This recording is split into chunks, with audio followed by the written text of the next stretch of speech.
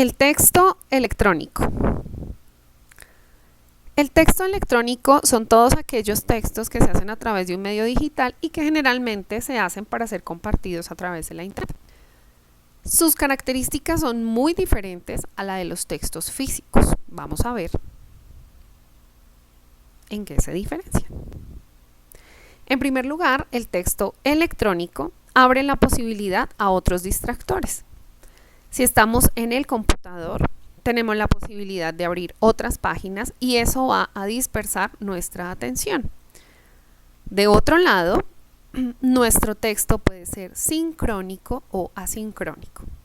Sincrónico se refiere al encuentro en el mismo tiempo de dos personas, o del emisor y el receptor.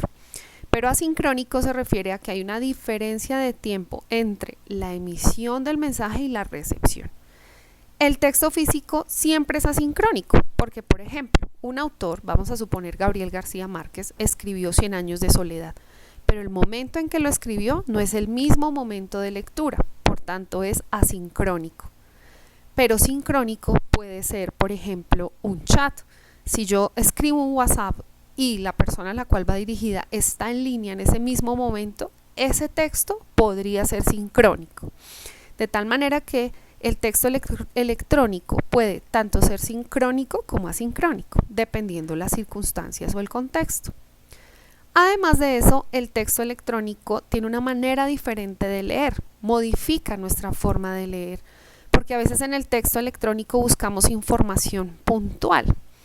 Por ejemplo, si yo abro mi página de Facebook, voy a encontrar puntualmente o voy a buscar puntualmente lo que necesito, los mensajes, las fotos, el estado.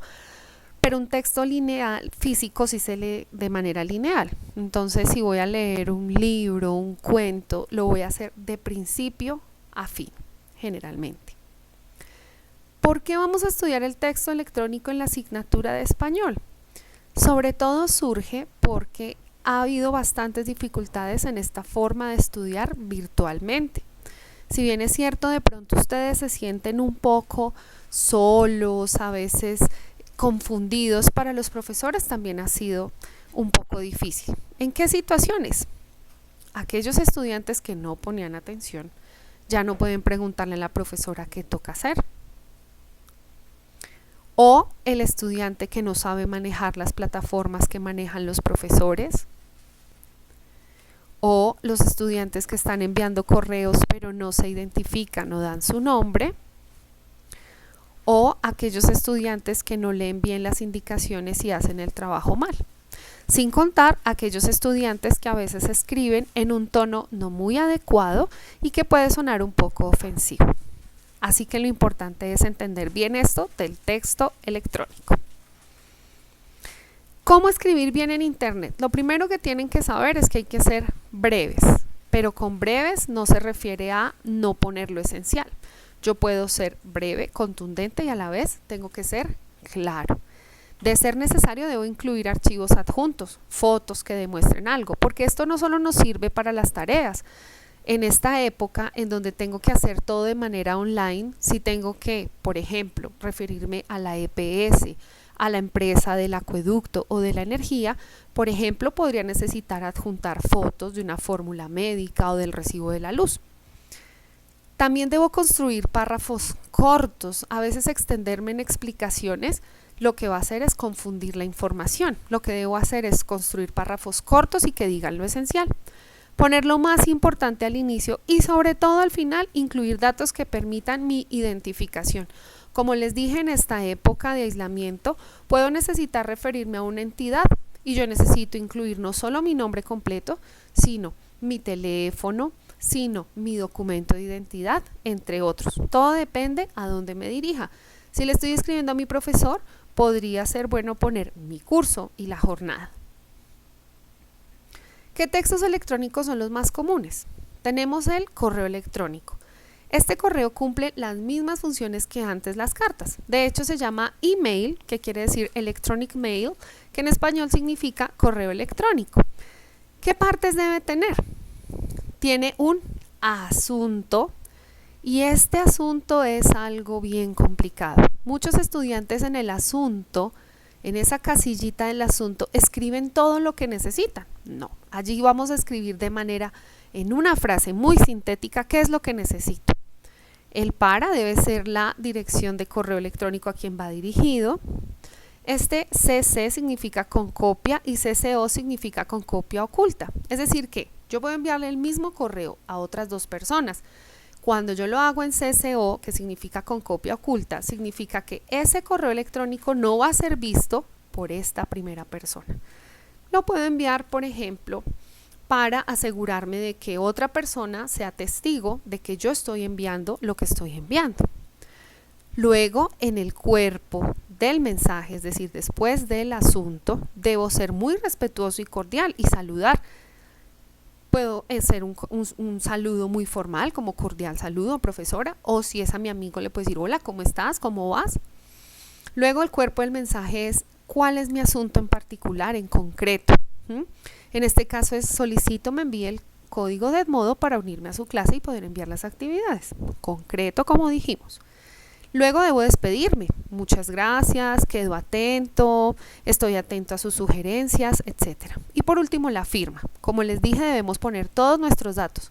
Nombre, curso, la jornada, de qué colegio soy, porque pueda que el profesor dicte en muchos colegios, en el caso de un profesor.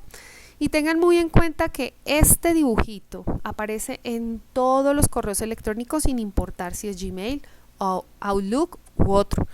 Esto significa adjuntar archivos, es decir, que voy a poner un documento o puedo poner una imagen o bueno, lo que necesitemos poner. El chat.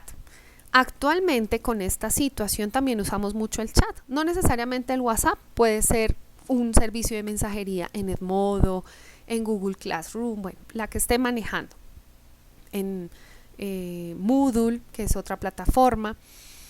El chat es un anglicismo, la palabra como tal, que significa charlar. Anglicismo significa que es una palabra que en el español se tomó del inglés.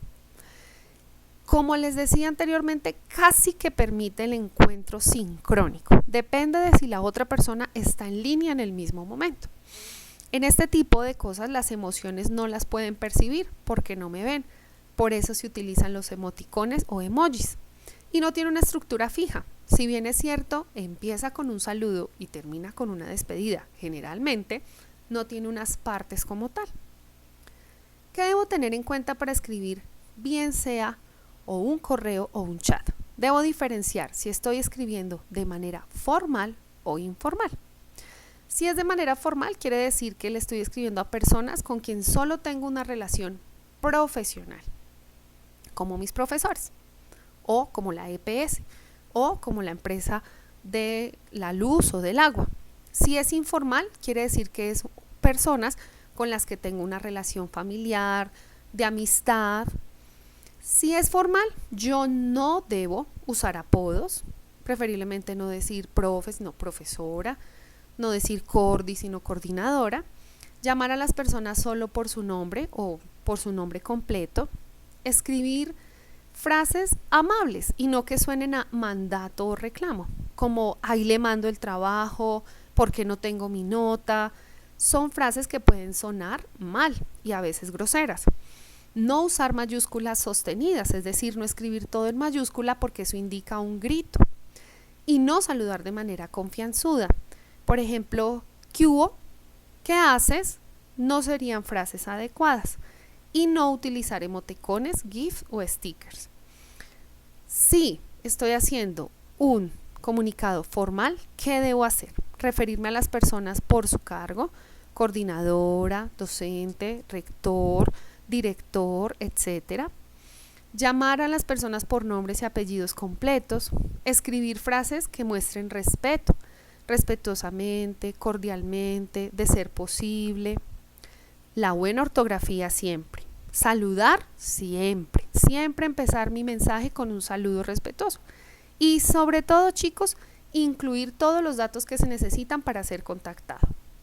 Si estás escribiendo a tu amigo, a tu compañero, a alguien personal, a tu familiar, es decir, una conversación informal, pues tratar de no usar un tono demasiado distante. Allí sí puedes incluir muchos emoticones, Allí no tienes mayores restricciones que el respeto. Sin embargo, tengamos en cuenta que algunos expertos dicen que el uso excesivo de GIF o stickers o emoticones pueden dar un tono un poco infantil a la conversación. Pero sobre todo, chicos, el respeto en cualquier comunicación. Ahora que ya sabes eso, te invito a analizar este chat. En este chat, un estudiante le escribe a su profesora lo siguiente: Ramiro, escribe a las 9:41 p.m. Tenemos que fijarnos muy bien a la hora que escribimos, porque cuando estoy escribiendo de manera formal, como lo decíamos acá, debo tratar de utilizar un horario muy de oficina, de lunes a viernes de 8 de la mañana a 5 de la tarde. Entonces, miremos Ramiro a qué hora se escribió, 9:41 de la noche. Ramiro saluda a su maestra. Hola, profe, ¿qué haces? ¿Me puedes dar mi nota? Gracias, gracias. Ahora tú vas a analizar si este chat estaría correcto con las indicaciones que acabamos de dar. Por otra parte, tenemos un correo electrónico que envía Ramiro a su profesora. En el asunto escribe: trabajo de español, hola profe, soy Ramiro. Luego escribe: es que mi nota no está. Yo quiero saber por qué mi nota no está. Analiza muy bien este correo. Espero este video te sea de ayuda.